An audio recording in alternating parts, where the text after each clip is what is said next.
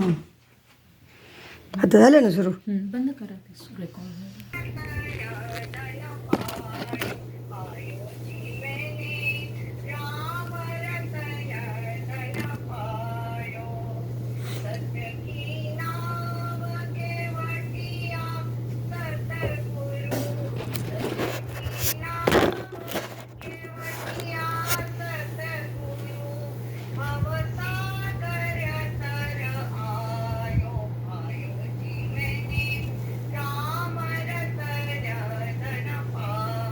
छान छान. राम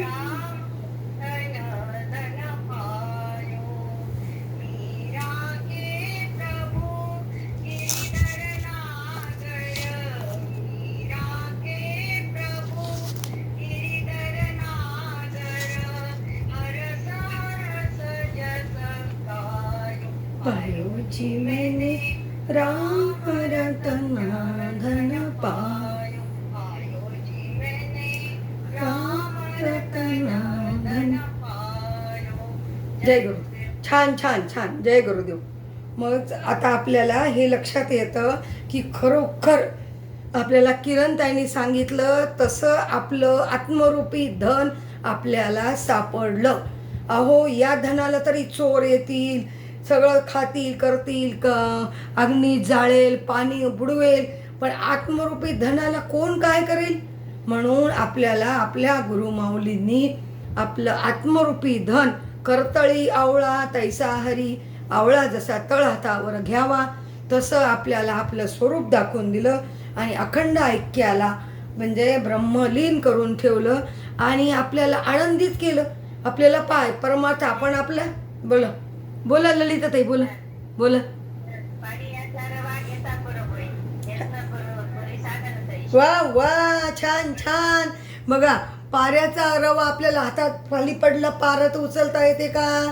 तसं आपल्याला अवघड असलेलं परमात्म तत्व ब्रह्मतत्व सरळ आपल्या हातावर दिलं की हो. म्हणून आपल्याला हातावर तुरी दिलेल्या माहिती. मला आता एकदम आठवलं काही काही लोक आपण काही मदत केली तर काहीतरी आपल्याला नुकसान किंवा काहीतरी फसवणूक करून जातात. आपण म्हणतो पहा की हो, पाहता पाहता हातावर तुरी देऊन गेल्या. हे जगातल्या लोकांची खळांची वृत्ती. पण आपल्याला आपल्या माऊलींनी प्रत्येकाला जातीचा गणाचा गोताचा विचार न करता सगळ्यांना आनंद मुक्त असताना वाटला आणि तेच आपल्याला करायचे. म्हणून खळांची व्यंकटी सांडो तया सत्कर्मी रती वाढो. आपण नेहमी पसायदानात म्हणतो खळ वृत्ती जाऊ दे, त्या लोकांना चांगली बुद्धी येऊ दे. हे भगवंता सर्वांना चांगली बुद्धी दे, आरोग्य दे. आरोग्य कशामुळे पाहिजे. अहो आपलं काही दुखत असलं, एवढं जरी काही सांगायला लागले मी तरी पण खूप दुखत असलं ना तिकडं लक्ष जातं.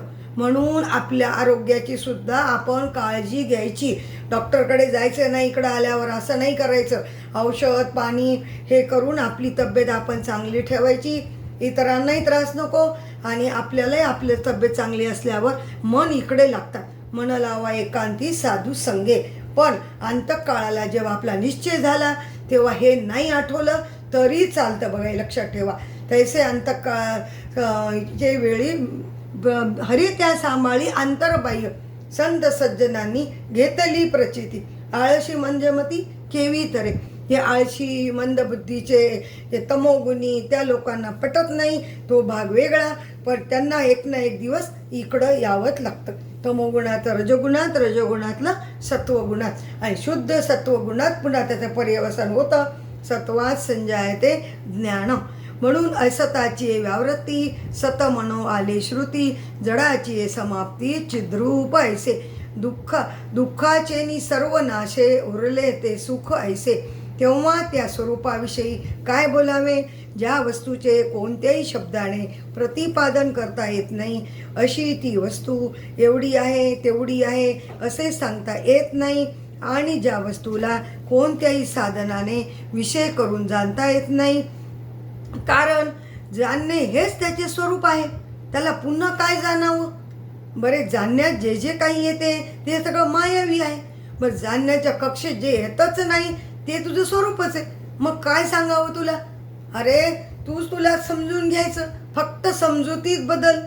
म्हणून तुझे खरं स्वरूप एकदा कळलं की आपल्याला जे जे जाणायचे विषय ते सर्व टाकीत जावे. म्हणजे माया कार्य जगतातलं काही खरं नाही हे मनातून काढावं. व्यवहारापुरती त्याची सत्ता आहे. शब्दाने बोलण्यात जे जे येते तेही टाकीत जावे. अर्थात ज्याच्याबद्दल शब्दाने काही बोलता येत नाही, जो जाणण्याच्या कक्षेत येत नाही, पण तो नाही असं मात्र नाही. हे लक्षात ठेवायचं हा. नाही असं नाही, कारण अस्तित्व आहे आपल्यामध्ये. काय एक उरतं. आपण काल परवा बघितलं ना, उमागिरी महाराजांचा फोटो एक बोट असायचं. एक याचा अर्थ एक तत्व. एक तत्व दृढ धरी म्हणा, हरिसी करुणा येईल तुझ्या. मग किंतु तो आपलं स्वरूप महिमेत आहे. आता नाही असं नाही, नाही असे नाही म्हणून शून्य नाही. आता बघा, नाही म्हणलं की लोकांना वाटतं शून्यम शून्यम. ते शून्य आपल्या तत्वात बसत नाही.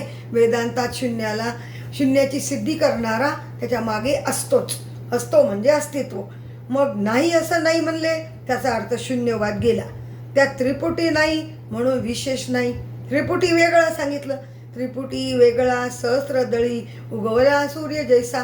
या त्रिपुटीच्याही पेक्षा तू काय अतीत आहे, वेगळा आहे, त्याला जाणणार आहे. म्हणून आपण काय म्हणतो, सकाळपासून संध्याकाळपर्यंतचा व्यवहार या 14 त्रिपुटीत झाला. आणि या 14 त्रिपुटीला जाणणारा मी आत्मा त्याच्यापेक्षा वेगळा. मग त्रिपुटी मी आहे का? नाही. मग आपलं क्रियमान बंद पडलं आपल्या निश्चयानी. आणि मी आत्मा सच्चिदानंद या निश्चयानी आपल्याला काय झालं, आपल्या मागचं संचित जळून गेलं आणि देहाबरोबर प्रारब्ध चाललं. मग प्रारब्धात कोण भोगायलं? अंतःकरण मी आहे का? नाही. मग नाहीच आहे. म्हणून ज्ञानाला प्रारब्ध नाही अशा अर्थाने कुठं कुठं वापर केलेला असतो. मग आपल्याला वाटतं त्यांच्या घरामध्ये काही होत नाही का? दुःख सुख होतं, सगळ्यांच्याच घरात सुख दुःख होतं, पण ते त्या दुःखालाही मानत नाहीत आणि सुखालाही मानत नाही. ते त्यांच्या सुखरूपतेला प्राप्त झालेले असतात आपल्या महिमेत. आता भाऊ महाराजांचा चेहरा कधीतरी पडलेला, त्रासी, दुःखात असलेला दिसला का? कधीच त्यांचा भाव तसे नव्हते. आणि कधी त्यांनी एक शब्दही घरातला कधीच काढला नाही. उलट ते आपल्यासाठीच जगले, आपल्यासाठीच अवतारावर आले आणि आपल्या म्हणजे त्यांनी ब्रह्मांडात देह विलीन केला. आपल्यामध्ये आता नाहीत का? आत्मरूपाने आहेतच. म्हणून जगाच्या कल्याणा संताच्या विभूती देह कष्टविती पर उपकारे. मग काय नाही म्हणजे शून्य नाही. नाही असं नाही म्हणजे शून्यवाद गेला. त्रिपुटीत नाही म्हणून विशेष नाही.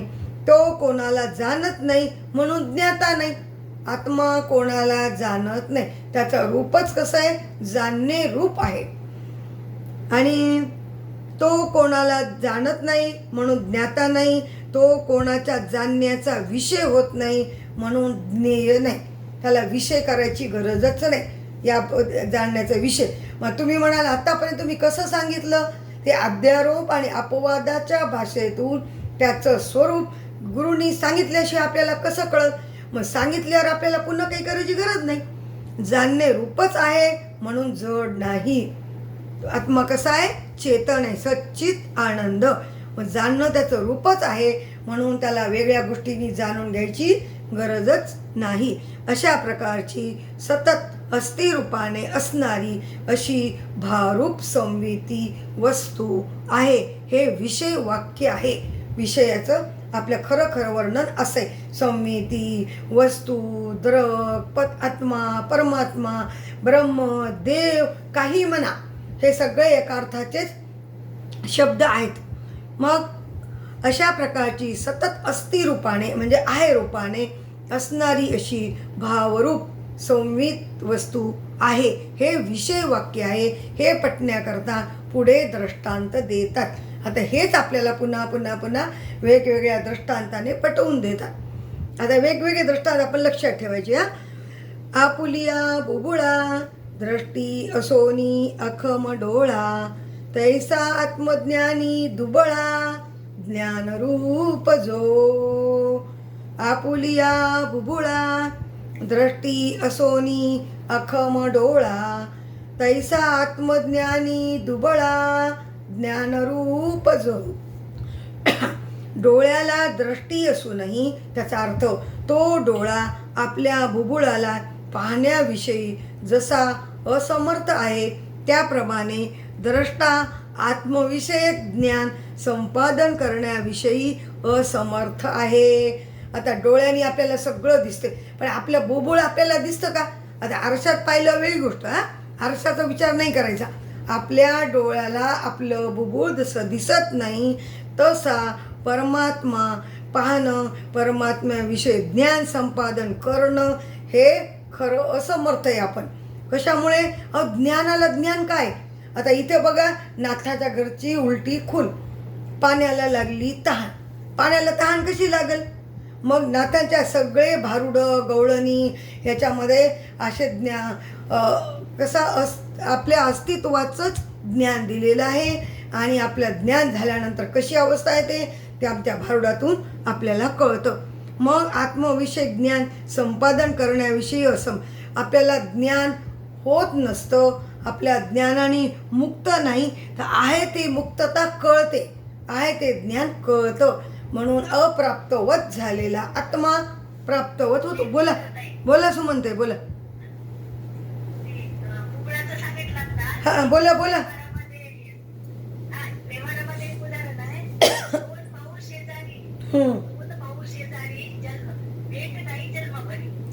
वा वा, छान छान.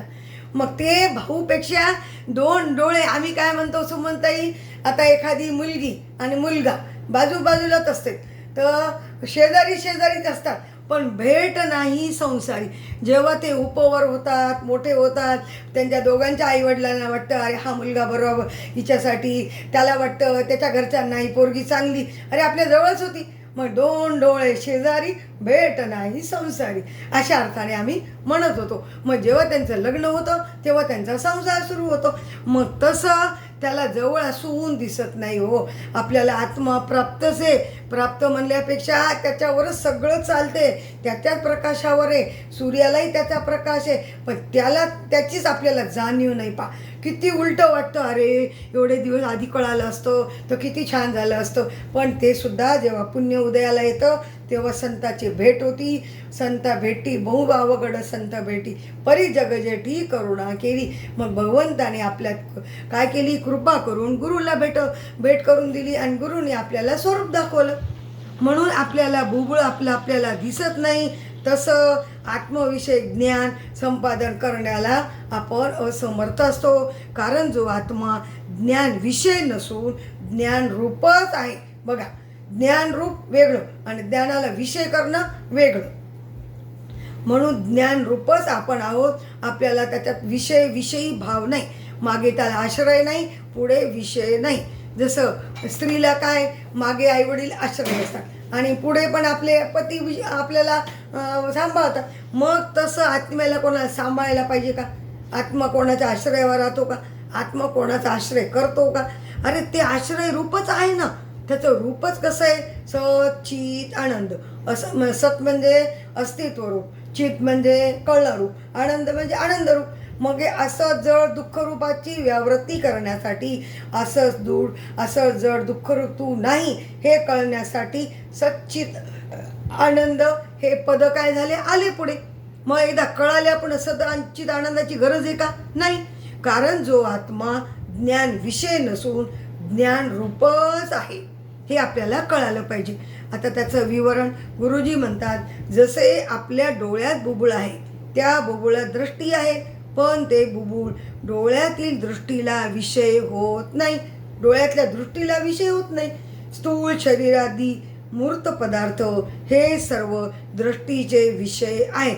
आता आपल्या डोळ्यांनी स्थूल शरीर दिसतं, पायाला कुठं लागलेलं दिसतं, काटा दिसतो, काटा काढतो, पण डोळा दृष्टीचा विषय नाही. डोळा दृष्टीरूप आहे. मग दृष्टीरूप डोळा पुन्हा डोळ्याला विषय कसा होईल? तसा आत्मा ज्ञानरूप आहे. तो कोणाच्याही ज्ञानाला विषय होत नाही. आत्मा चिन्मात्र म्हणजे कळणं रूप. त्याला वृत्तीमुळे ज्ञान पदाची वाच्यता येत असते. वृत्ती चिटकली की ज्ञान होतं. वृत्ती नाही चिटकली तो आपल्या महिमेत असतोच. वृत्ती म्हणा, चिदाभास, म्हणून तर चिदाभास काय करतो, आपल्या जीवाला कळून देतो, अरे जीवांनो, तुम्ही जीव नाही तर तुम्ही कोण आहात, कुटस्थ. कुटस्थ आत्मा एकाच अर्थाचे शब्द, आणि कुटस्थ आत्मा काय ब्रह्मरूप आहे. मग चिदाभासाचं काम संपतं, तो मागे जातो, शब्द मागे फिरतो, मग वृत्ती मागे फिरती. पण त्या वृत्तीने मोठं काम करून दिलं की नाही. म्हणून जनन दिसे तेथे, वृत्ती हे निवृत्त झाले, जनन दिसे तेथे, जन दिसत नाही. मग जननो हे अवघा जनार्दन, सगळे काय आपण देवच आहोत. कळणाऱ्याला देव म्हणायचं, न कळणाराही देवच आहे, त्याला आनंद नको का.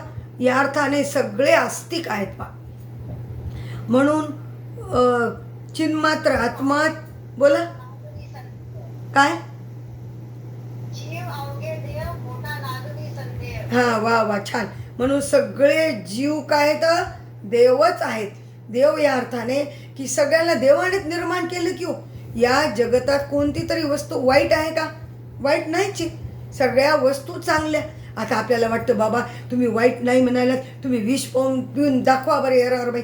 कोणी असं म्हणलं तर काय उत्तर द्यावं. अहो विषच काय, त्या विषापासून तयार केलेलं किमोचे इंजेक्शन असतात पा, आणि ते किमो देऊन डोक्यातला मेंदूला झालेला आजार, डोक्यातल्या मेंदूचे कॅन्सरसारखे आजार डॉक्टर लोक दूर करतात.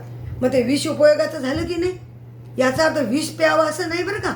म्हणून आणि आपल्याला मीराबाईने तेही सांगितलं, विष का प्याला राजाजीने भेजा, पिवत पिवत मीरा हसी. मीराची योग्यता होती, त्या विषाचं अमृत झालं आणि ते तिनं पिलं, तिला मृत्यू आला का. बरं आपणही जगतातले विषाचे म्हणजे वाईट अनुभव पचवतो की नाही. मग एक प्रकारचं विष. पुन्हा सगळ्या औषधांमध्ये कशाच्यामध्ये काही काही असतं थोडंफार प्रमाण. म्हणून आपल्याला थोडं थोडं माहिती, आपण एकदम जरी नाही पिऊ शकलो तरी. म्हणून याचा अर्थ आपण लक्षात घ्यायचं की आपल्याला सगळ्या गोष्टी भगवंताने तयार केल्या, त्या गोष्टीत आनंद, त्या गोष्टीचा उपयोगच आहे. कुठलीही गोष्ट निरुपयोगी भगवंतानी माया बलाने उत्पन्न केलेलीच नाही. आणि भगवंताची लीला आहे ही सगळी. आता आपण पहा, स्वाती नक्षत्रातलं पाणी शिंपीमध्ये पडलं मोती होतो, आणि ते पाणी सापाच्या तोंडात पडलं तर विष तयार होतं. मग त्या विषाचा आत्ताच उपयोग बघितला आपण. मग दोन्हीचा उपयोग झाला, ते पाणी तेच होतं, स्वाती नक्षत्र तेच होतं. मग आपल्याला मोती घालून मस्त छान मिरवता आलं, आनंद घेता आला. आणि ते विष काय झालं, त्याचा पण उपयोगच झाला. त्या सर्पाला, सर्पाच्या पिल्लांना त्याचा त्या शक्तीचा उपयोगच असतो. मग तसं सगळ्या गोष्टी भगवंतानी तयार केल्या, त्याच्या मागची त्यांची काहीतरी योजना असते. म्हणून भगवंतानी तयार केलेल्या सृष्टीत भगवंतानी जसं ठेवलं तसंच राहायला पाहिजे. आपल्या मनाने असं नाही तसं पाहिजे असं करू नये. आता लोक झाडतोड करायले, त्याच्यामुळे पाण्याचं किती दुर्भिक्षण होतं. आता थोडं थोडं वाढायला तो भाग वेगळा, आता पुन्हा वृक्ष लागवड वगैरे सुरू आहे. म्हणून आपल्याला भगवंताने ज्या स्थितीत ठेवलं त्या स्थितीत आनंदात राहावं. जैसी स्थिती आहे तैशा परी राहे, कौतुक तूप आहे संचिताचे. म्हणून आत्मा ज्ञानरूप आहे. बोला, जय गुरुदेव.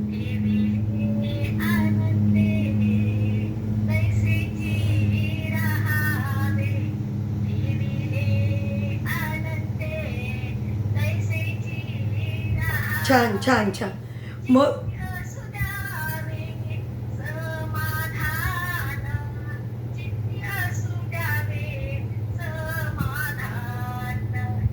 जय गुरुदेव.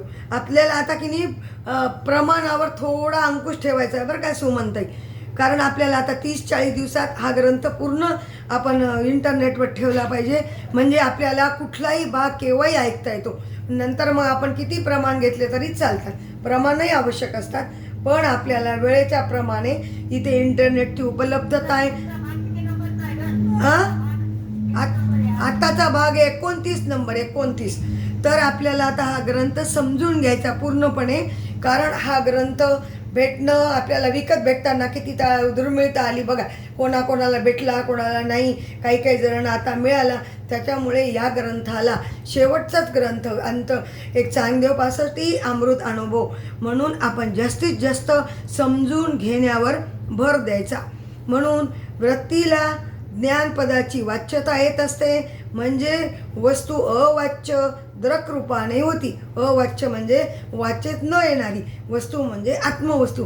तीच वृत्तीमुळे काय झाली, ज्ञान शब्दात आली. वृत्तीला लागलं की ज्ञान झालं, म्हणून त्याचे ज्ञान व्हायचे नाही. अरे वृत्तीला काय झालं, आपल्याला आत्मवस्तू आपल्याला अज्ञात होती, अवाच्य होती, पण त्याला काय झालं, वृत्तीमुळे आपल्याला शब्दात आली आणि शब्दामुळे कळाली. हे वृत्तीचे उपकार आहेत बरं का. मग नंतर वृत्ती उपकार करून आपल्या जागेत परत जाते. तसं आपल्याला एखाद्याने घर दाखवलं, मग ते माणूस काय करतो, हे तुमचे पाहुणे का, हो, मग आपण त्या पाहुण्याशी बोलतो. मग तो ज्याने दाखवलं घर तो जातो आणि मग आपण त्या पाहुण्याशी बोलतो.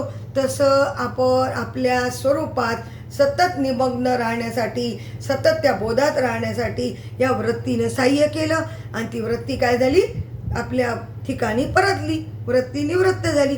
वेदांत शास्त्रात आत्मज्ञान होत नसते.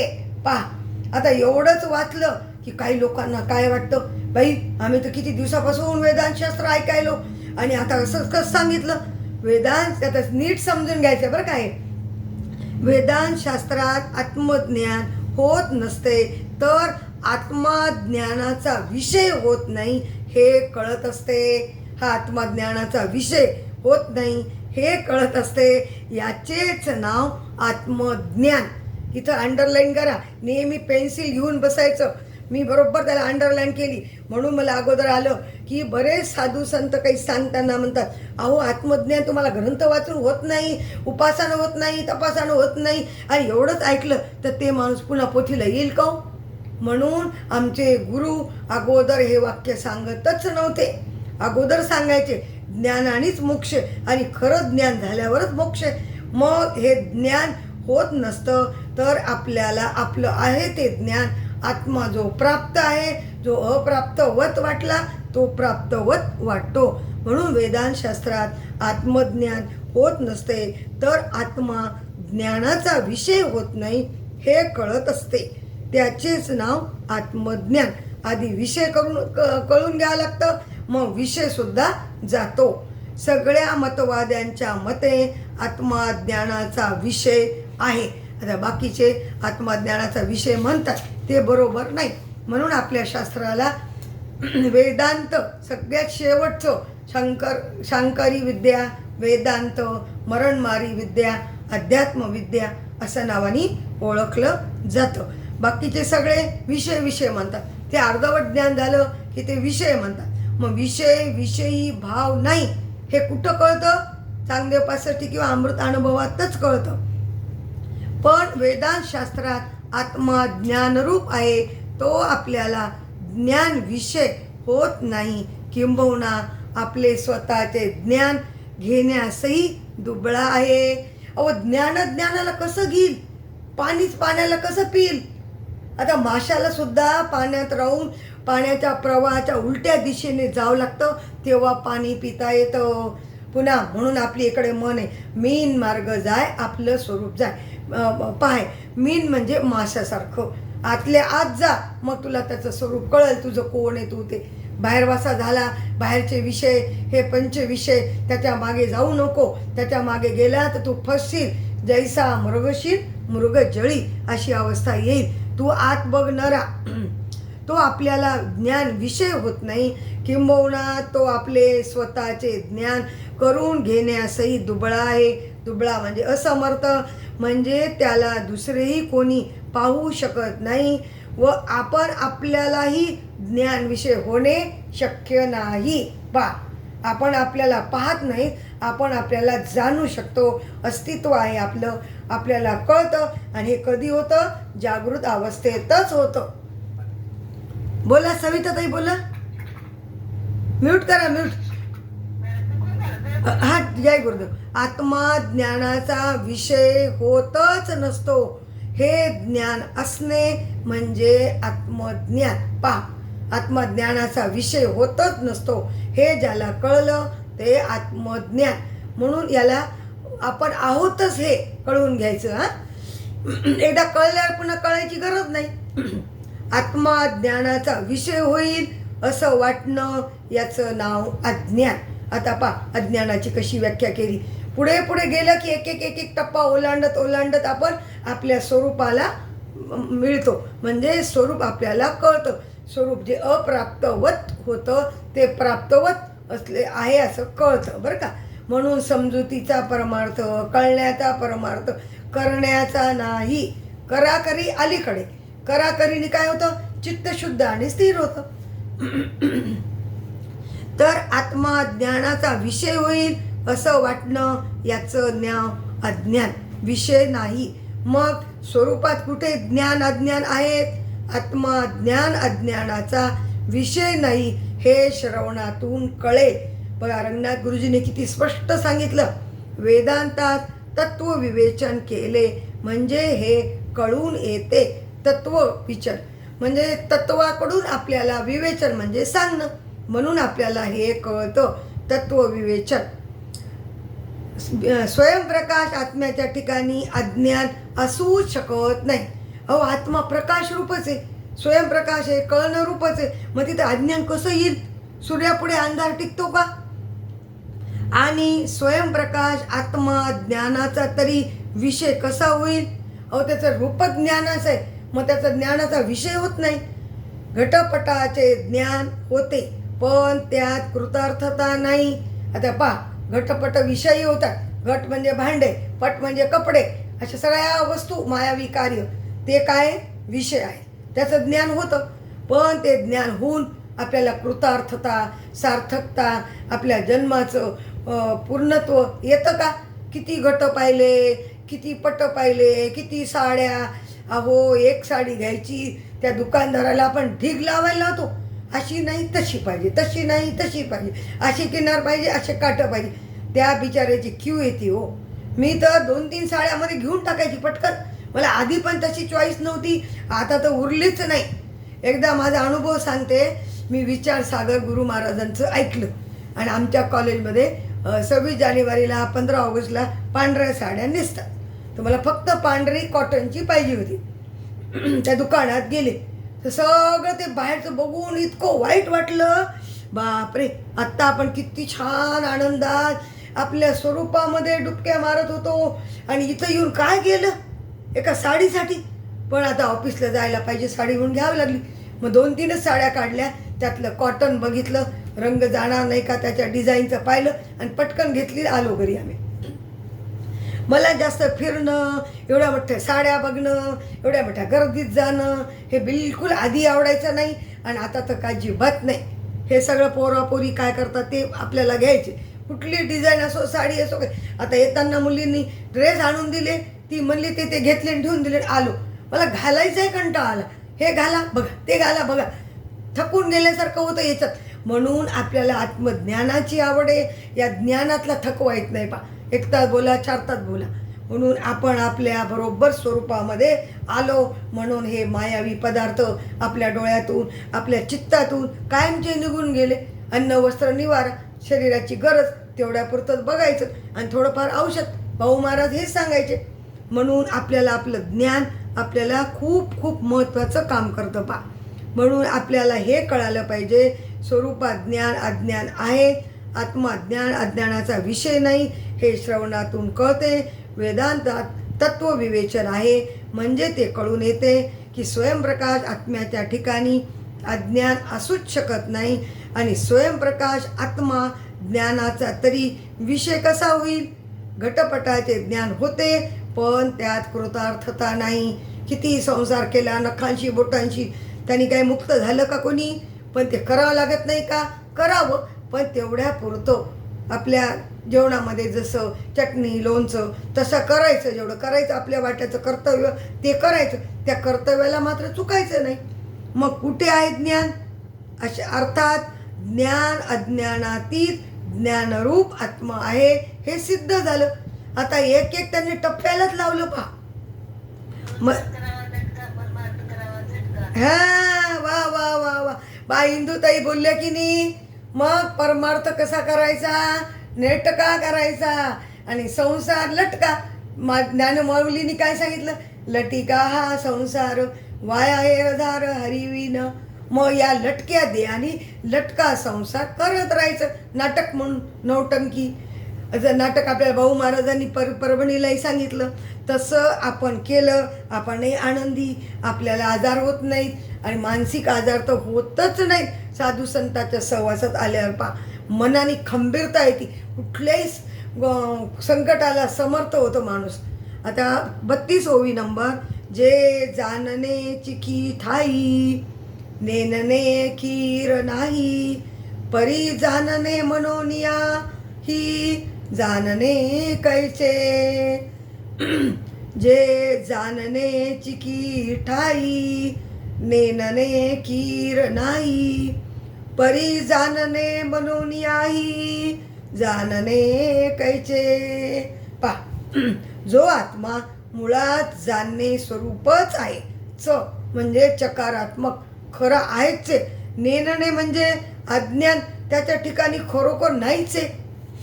अहो त्याच्या ठिकाणी अज्ञान नाहीच आहे, परंतु आत्म्याला जाणायचे आहे असे म्हटले तरीही आत्मा जाणायचा कसा? अहो ते ज्याचं रूपच जाणायचे, मग आपण त्याला कसं जाणव? रूपात जाणणे रूप असलं तर, असं अर्थाची ओवी आहे. आता विवरण. जाणणे हेच आत्म्याचे स्वरूप आहे. जाणणे, कळणे, चितपणा एकच अर्थाचे शब्द आहेत. आणि नेणणे तर ते मुळीच नाही, मग त्याच्या ठिकाणी नेणणे नाही म्हणून जाणणे आहे असे म्हणावे लागते.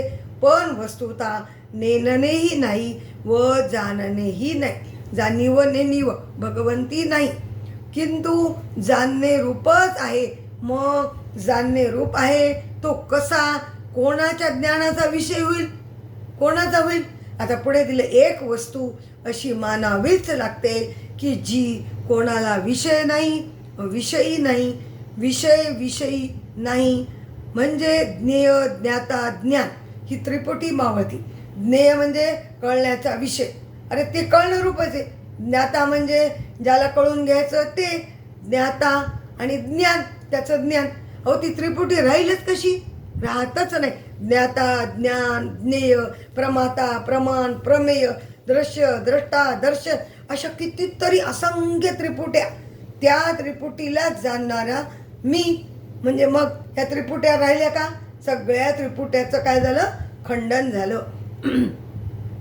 मग विषयी नाही म्हणजे ज्ञेय ज्ञाता नाही.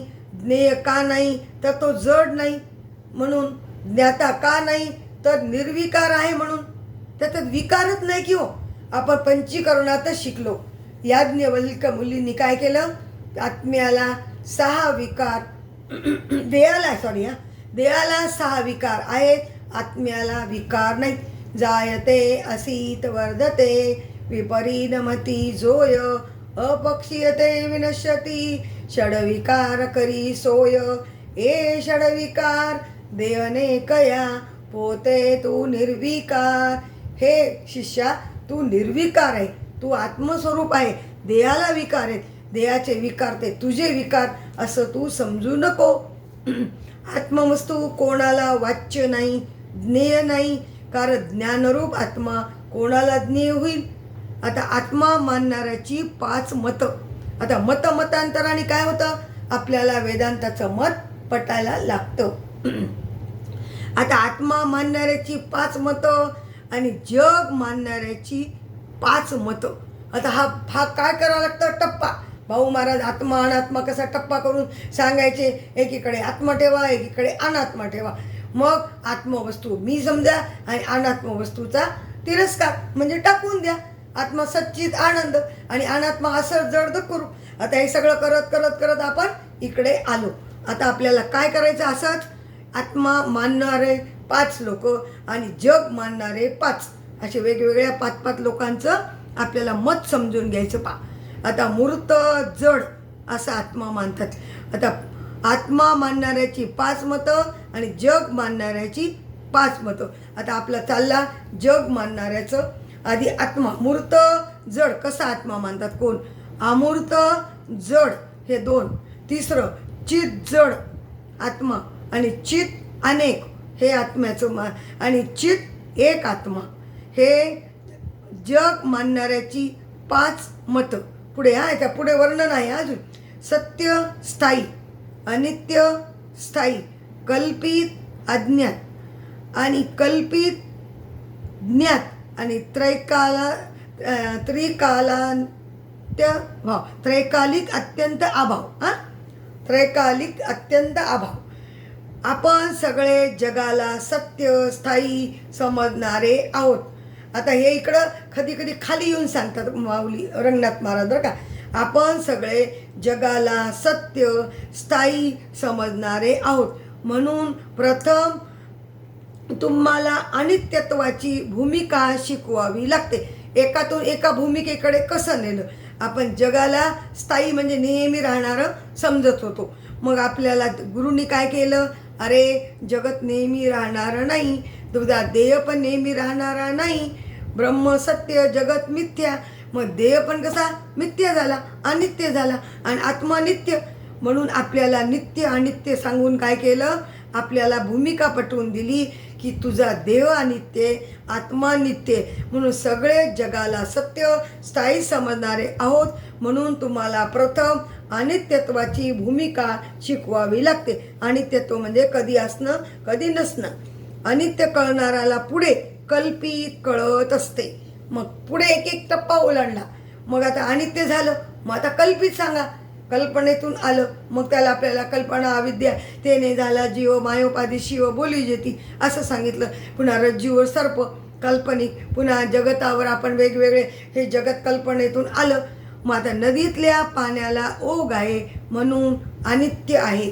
नदीतलं पाणी एका ओंजळीत घेतलं, पुन्हा दुसरी ओंजळ घेऊ लागली, पहिलं पुढे जातं, त्याला काय प्रवाह. ओघ म्हणजे प्रवाह. मृगजळ कल्पित आहे. आता उदाहरण दिलं. मृगजळ, हरणाला काय वाटतं, ते पाणी आहे, मग ते कल्पनेतून आलेलं आहे. मृगजळ कल्पित आहे. तसे जग सत्य स्थायी समजणारे. आता जगाला खरं आहे आणि असं म्हणणारे कोण असतात, विषयी आणि पामर. आता विषयी पामर आपण विचार सागरात शिकलो 4 वर्ग. पामर, विषयी, जिज्ञासू आणि मुक्त. आता पामर विषयी हे काय म्हणतात, जग खरंच आहे म्हणतात. त्यांना खोटे वाटतच रे, धडधडीत दिसायले, प्रत्यक्षाचा विषय आहे. हे लोकांना काय लागलं खोटं खोटं म्हणून, द्या बरं कोणाची बायको कोणाच्या घरात जाऊ द्या बरं, काय होते असं बोलणारे अडवणारे लोक असतात. कशी जाईल हो, त्या बाईला संस्कार असतात. किती जरी काही झालं तरी ती बरोबर आपल्या घरात जात असते. म्हणून विषयी पामरांना असं वाटतं जग अनित्य स्थायी. आता अनित्य आणि स्थायी समजणारे मुमुक्षू. जग कसं आहे, जग अनित्य, कधी असतं कधी नाही. पण जग असतं ना, ब्रह्म असतंच आहे असं समजणारे मुमुक्षू.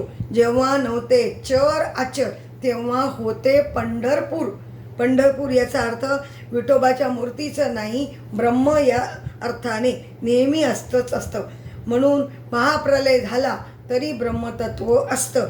मग पुन्हा जेव्हा नवी सृष्टी होते तेव्हा मग या ब्रह्म माया उत्पन्न करतो. आणि माया आणि ब्रह्म, माया काय करते, ब्रह्माचे कल्पित संबंध घेती, अध्यासिक संबंध घेती, आणि ब्रह्मा विष्णू महेश होतात, आणि मग पुन्हा जग तयार होतं.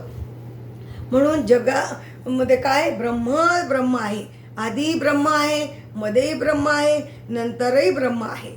मग असे समजणारे मुमुक्षू आणि कल्पित समजणारे मुक्त. आता आहे पण कल्पित म्हणजे कल्पनेतूनच आलेलं.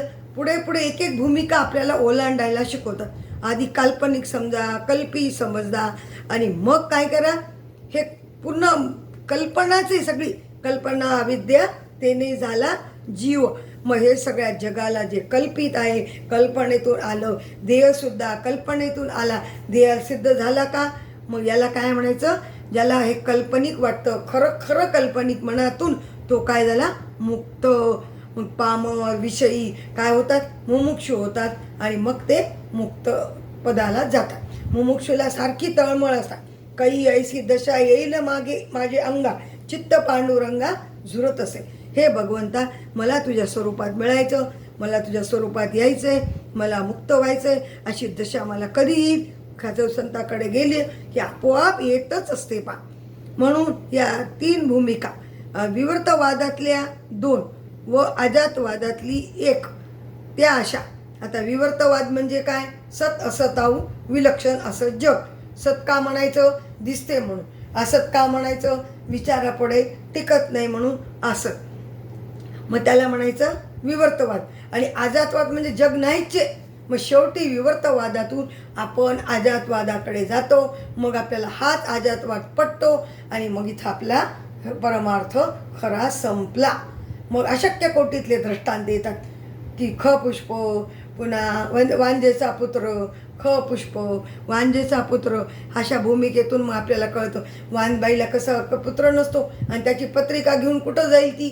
त्याला पुत्रच नाही, त्याची पत्रिका तरी कशी होईल? मग ससश्रंग हे 3 अशक्य कोटीतले दृष्टांत म्हणजे जग झालंच नाही. मग जग नसून काय? ब्रह्मच आहे. मग त्या अशा जग दिसते ते कल्पित आहे, पण ज्ञानपराककाली, ज्ञानाच्या पूर्वी जग आहे वाटणे, त्याला सृष्टी दृष्टीवाद म्हणतात. आता वादाचं समजून घ्यायचं. 4 वाद आपल्याला महत्त्वाचे पहा. सृष्टी दृष्टीवाद, दृष्टी सृष्टीवाद, विवर्तवाद आणि अजातवाद. तसे खूप आहेत वाद. मग आपल्याला फार क्लिष्टमध्ये जायचंच नाही. सृष्टी दृष्टीवाद म्हणजे काय? अगोदरची सृष्टी आणि नंतर दृष्टी, म्हणजे कालचाच मी असं वाटणं, त्याला काय म्हणायचं? सृष्टी दृष्टीवाद. आपल्याला कालचीच आपण वाटतो आधी, पण आपण कालचे नसतो हे आपल्याला कळतं. कारण आपल्या देहातला सगळ्याचा प्रभाव, देहाची अवस्था, आपले पेस पांढरे पटकन झाले का? हळूहळू बदल झाला. कालचे आपण आज आहोत का? क्षणोक्षणाला आपण बदलतो. कोटी वेळा सृष्टी, क्षणोक्षणा कोटी वेळा सृष्टी होती आणि जाती, हे आपण बघतो. कोटी वेळा याचा अर्थ काय? सातत्याने बदल, परिवर्तन सृष्टी का नियम आहे, भाऊ महाराज सांगायचे. आणि सतत बदलणार आहे, सतत फिरणार आहे. तुम्ही भिंगरी पहा, गोल गुर्र फिरली की स्थिर वाटती. वेगवान वस्तू स्थिर वाटती. तसा प्रवाह असतो, पण आपल्याला तो जाणवत नाही. याचा अर्थ प्रवाह रूपाने सृष्टी चाललेली आहे. मग जग दिसते ते कल्पित आहे, पण ज्ञान प्रागकाली, ज्ञानाच्या पूर्वी, प्रागच्या तिथं पूर्वी लिहा. प्रागभाव प्रध्वंसभाव, पूर्वीचा भाव प्रागभाव, प्रध्वंसभाव नंतरचा. पण आपल्याला अभाव नाही बघायची इथं, फक्त प्राग शब्दाचा अर्थ पूर्वी. ज्ञान होण्याच्या पूर्वी जग आहे असं वाटतं, त्याला सृष्टी दृष्टीवाद. सृष्टी दृष्टी म्हणजे अगोदरची सृष्टी, नंतर आलेली, नंतर आपल्याला कळलं, जग दिसलं, ती सृष्टी. याला म्हणायचं सृष्टी दृष्टीवाद. आता दुसरा, जग दिसते ते कल्पित आहे, पण ज्ञानकालीच जग वाटणे, त्याला दृष्टी सृष्टी. ज्ञानाबरोबर सृष्टी चालली, युगपत उत्पत्ती. आता आपण नदी बाकी जर आपल्या डोळ्याबरोबर सगळं जाते की नाही? डोळा बंद केला दिसत नाही, डोळा उघडला की आपल्याला जग दिसतं. पुन्हा आपण डोळा बंद केला, पुन्हा डोळा उघडला, तर मागचं आपल्याला मागच्या वेळेतलं दृश्य असतं का? आपणही तो असतो का? क्षणाक्षणाला बदलतं. जग दिसते ते कल्पित आहे, पण ज्ञानकालीच जग आहे असं वाटतं. जेव्हा आहे वाटलं, ज्ञान व्हायला तेव्हाच जग आहे, आधीचं जग नाही असं वाटणं, याला म्हणायचं दृष्टी सृष्टी. एखाद्याला स्वप्न घर दिसले व जागा झाला तर पुन्हा त्याच घरात शिरतो काय? तर नाही. तसे जागृतीत आहे. आपली बायको, आलं पाहुदार, आपली बायको महिनाभर माहेरी गेली व पुन्हा आली तर तीच आहे काय? नाही. तिच्यासारखी आहे काय? त्याचं नाव दृष्टी सृष्टीवाद. महिनाभर नाही, 6 महिने राहून आली तरी ती आपली वाटतच असते की नाही? ती 6 महिने गेली म्हणजे काय वेगळी झाली का? तिच्यात बदल झाला तो भाग आहे, पण ती पूर्वीचीच आहे. तसं दृष्टी सृष्टीवाद. आता तिसरा, जग नाही व दिसतही नाही. हां बोला बोला. हां हो ना, तिचे जग नाही व दिसतही नाही, याचे नाव अजातवाद. आता हे दृष्टी सृष्टीला आपण एकदा युगपत उत्पत्ती घेऊ शकतो पहा. आणि इथं जग नाहीच आणि दिसतही नाही, त्याला म्हणायचं अजातवाद. आता इथं आला वंद्या पुत्र. आता अशी ही जगाविषयी व आत्म्याविषयी 5 मतं आहेत. जग काय आपल्याला दिसतही नाही आणि जग नाही. अहो आपल्याला इतके दिवस वाटत होतं, आधी आपल्याला जग दिसलं, मग कल्पनेत वाटलं, मग खरंच नाही. बोला बोला बोला. हो, एक मिनिट. आज आपल्याला मध्ये थोडा ब्रेक झाला म्हणून घेते. एवढाच भाग घेऊन आणि बंद करू आपण. हां हां, ते काय झालं, मग जग नाही व दिसत नाही याचं नाव अजातवाद. वंद्यापुत्र अशी जगाविषयी व आत्म्याविषयी 5 मतं आहेत. सार गोष्ट ज्ञानरूप आत्मा तो कोणाला विषय होईल. आत्मा जर ज्ञानरूप असल्यामुळे विषय होत नाही व ज्ञानरूप असलेला देव तरी विषय होईल काय. अनुभव येण्याकरता देवाची भक्ती, देवाचं ज्ञान, आत्म्याची सेवा अशा 3 कक्षा आहेत. त्यात आत्मसेवा ही सर्वात श्रेष्ठ आहे. म्हणून ज्ञानेश्वर महाराज म्हणतात, ज्ञानदेव म्हणे भजा आत्मदेवा, अखंडित सेवा करा त्याची. आपल्या भाऊ महाराजांनी आपल्याला हेच सांगितलं. म्हणून आपल्या लक्षात आलं की खरोखर आपण या तत्वाला आरूढ राहायला पाहिजे. मग आपण या तत्वावर आरूढ राहिलो तर आपल्याला आपली दृष्टी येते आणि या दृष्टीचं ऑपरेशन खऱ्या अर्थाने होतं. आता राहिलेला भाग आपण आता उद्या पाहू. अवधूत चिंतन श्री गुरुदेव दत्त. कुंडली कवरदार विठ्ठल माऊली ज्ञानेश्वर महाराज की जय. सच्चिदानंद सद्गुरुनाथ महाराज की जय. घ्या आता पसायदान घ्या कोणी.